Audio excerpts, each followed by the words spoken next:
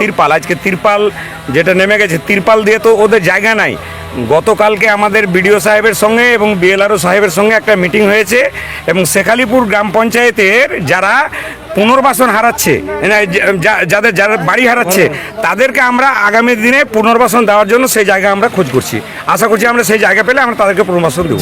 এখানকার অবস্থাটা খুব ভয়ানক এবং ভয়াবহ, কারণ আমরা আজ থেকে প্রায় 45 বছরের আগে আমরা দেখেছি যে কি বন্যার ভাঙন, কিন্তু তখন আমাদের জ্ঞান ছিল না, আমরা এরকম দেখিনি।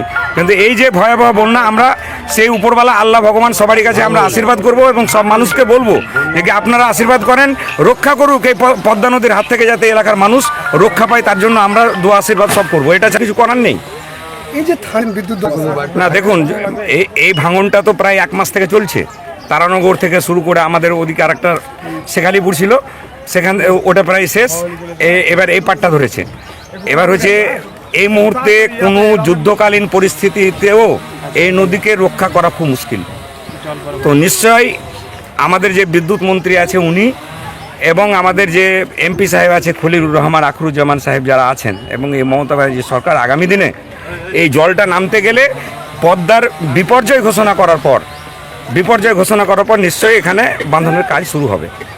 মেলা খেলা তো আমাদেরকে, আমরা যেহেতু শাসক দল, সব মেলা খেলাও করতে হবে।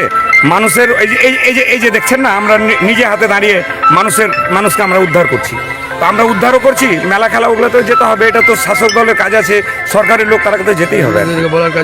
আর বিরোধীদের কাজ হচ্ছে বলার কাজ বলবে, কারণ বিরোধিতার কাজ হচ্ছে বিরোধিতা করা, ওরা বিরোধিতা করবেই শাসক দলের।